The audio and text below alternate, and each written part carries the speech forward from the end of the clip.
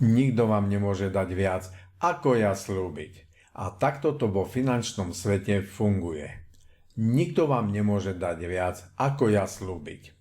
Stretávate sa s tým, že zástupcovia finančného sveta vytvárajú pozitívne atmosféry výnosu, ktoré sú často ďaleko od pravdy, od reality. Dnes sa dozviete niečo, o čom finančný svet nehovorí, buď to nevedia, alebo to nechcú vedieť. A už vás nikto nebude ťahať za nos, tak ako mňa v minulosti. Začneme tým, čo určite poznáte, len aby sme si to nejakým spôsobom objasnili, upresnili. Určite sa s tým stretávate, že vám zástupcovia finančného sveta sľubujú výnosy povedzme 3,5, 5,5, 7,5, 9,5 alebo čísla tomu podobné. Prečo 0,5, že 3,5, 5,5, 7,5, 9,5 za chvíľu uvidíte. Čiže podľa nich by to malo takto fungovať. Dnes máte 100 eur a povedzme, že jeden bochník chleba stojí 1 euro, berte to ako ilustračný príklad, tak za 100 eur si dnes kúpite 100 kusov bochníkov chleba a pri 3,5% zhodnotení by ste si mali po roku kúpiť 103,5 bochníkov chleba. Ak máte zhodnotenie 5,5%, tak po roku by to malo byť 105,5 bochníkov chleba, pri 7,5% zhodnotení 107,5 bochníkov chleba a pri 9,5% zhodnotení 109,5 bochníkov chleba. Ale to, čo už vieme, je, že ak je inflácia 2%, tak potom nemáte výnos 3,5%, ale 1,5%.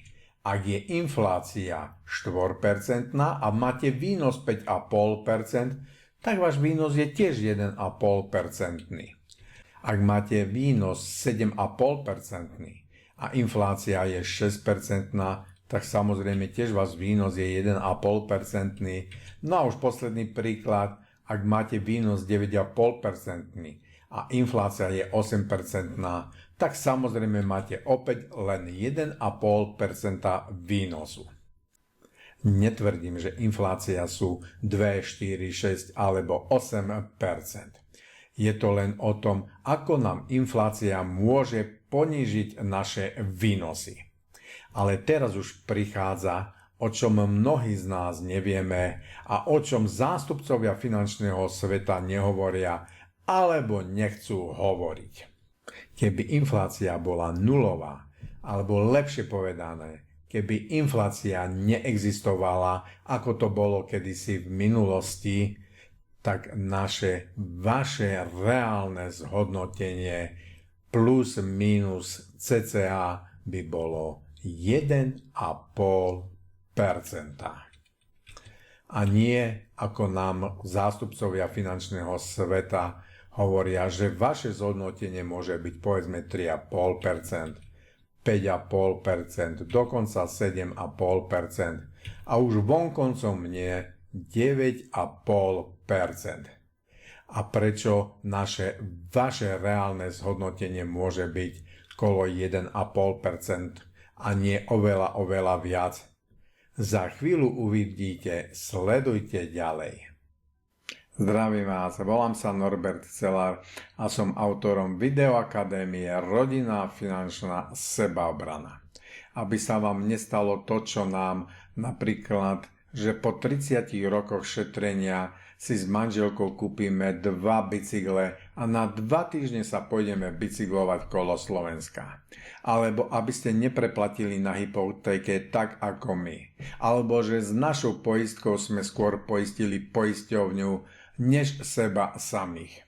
Alebo aby ste si neponížili dôchodok tak, ako sme si ho ponížili my.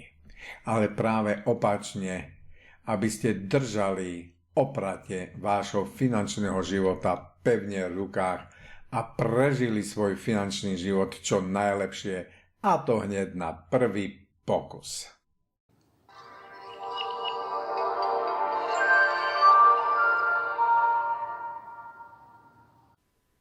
A teraz už poďme k danej téme. Sľubia nám viac, než sa svet zhodnocuje.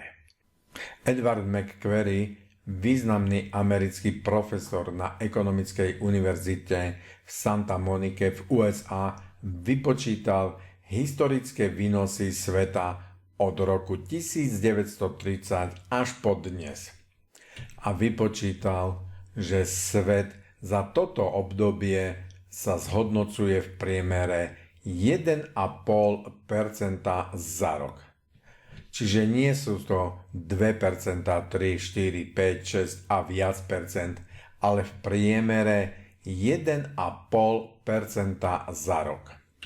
A zástupcovia finančného sveta sľubia nám viac, než je reálne, sľubia nám viac, než sa svet zhodnocuje. Ako sa svet zhodnocuje, tak sa zhodnocujú vaše výnosy, vaše úspory, vaše investovanie. Samozrejme, že niekedy to môže byť menej a niekedy to môže byť aj viac. Samozrejme, to zhodnocovanie nie je všade rovnaké. V Amerike bude možno aj viac než 1,5% a v Afrike to budú len 0,1%. Nemôže sa svet zhodnocovať 1,5% a vaše výnosy 3,5 alebo 5,5, 7,5, 9,5% a samozrejme číslam tomu podobné. Pýtate sa, že či skutočne takéto výnosy nemôžeme mať? Samozrejme, že takéto výnosy a ešte aj lepšie môžete mať, ale podmienkou už je potom tam, že musíte investovať sám, že sledujete trhy, alebo ste nejaký vyvolený, robíte na Wall Streete alebo na podobných burzách. Ale keď zveríte peniaze bankám, poisťovňam, správcovským spoločnostiam, klasickým finančným poradcom, ktorými sa stretávate, tak určite neočakávajte takéto výnosy z dlhodobého priemerného hľadiska. A teraz jednoduché, logické, matematické zdôvodnenie. Predstavte si, že je rok 1930 a odvtedy sa svet zhodnocuje 1,5% za rok. To znamená, že po 10 rokoch by sme sa mali mať lepšie o 15%, po 20 rokoch o 30% a po 30 rokoch o 45%. Keď sa pozriete spätne, môžeme sa mať dnes lepšie o 45% ako pred 30 rokmi? A teraz si povedzme, že by sa svet zhodnocovať 5,5% každý rok, čo je najčastejším príkladom zástupcov finančného sveta. Tak za 10 rokov by to bolo 55%, za 20 rokov 110% a za 30 rokov 165%. Je podľa vás reálne, aby sme sa dnes mali o 165% lepšie ako pred 30 rokmi? Alebo je skôr reálne, že sa dnes máme o 45% lepšie ako pred 30 rokmi? A možno aj nad tým by sme už polemizovali, či to nie je menej. Samozrejme, že sa máme lepšie než naši rodičia alebo starí rodičia, keď mali toľko rokov ako my teraz. Sú tu novšie, modernejšie technológie, produktívnejšia výroba, efektívnejšia doprava a samozrejme aj informačný svet. Čiže svet ekonomicky napreduje a samozrejme, že sa máme lepšie napriek krízam, máme sa lepšie. Ale je vysoko nepravdepodobné, aby naše zhodnotenie bolo 3,5% každý rok. A je takmer nemožné, aby naše zhodnotenie bolo 5,5% každý rok. A 7,5% každý rok je blízko absurdnosti. A 9,5% v priemere dlhodobo každý rok je už pomaly fikcia. Svet sa jednoducho zhodnocuje v priemere 1,5% a našim cieľom je mať z dlhodobého hľadiska priemer 1-2%, a ak by ste mali 3%, tak by to bolo skutočne veľmi, veľmi dobre. A myslíte na to, prosím, že váš čistý výnos neovplyvňuje len inflácia, ale aj iné minusové faktory. Aby ste nakoniec nemali menej, než ste tam vložili. To bola 10-minútovka do sveta rodinných financií. Otázka na vás. Je podľa vás reálne, že sa môžeme mať o 1,5% v priemere ročne lepšie? Alebo je to podľa vás viac? Alebo dokonca je to menej? Ak chcete mať reálne možnosti a zhodnotenie, žiadne skreslené údaje, nadnesené prezentácie a chcete pevne držať v rukách oprate svojho rodinného finančného života, kliknite na link dole pod videom s názvom Seminár Rodinná finančná sebaobrana a prihláste sa na seminár. Vyhnete sa chybám, aké sme urobili ja s manželkou a prežijete váš rodinný finančný život čo najlepšie, a to hneď na prvý pokus. Napíšte mi prosím váš názor na toto video do komentárov. Poteším sa každému vášmu príspevku alebo lajku, ak sa vám to páčilo.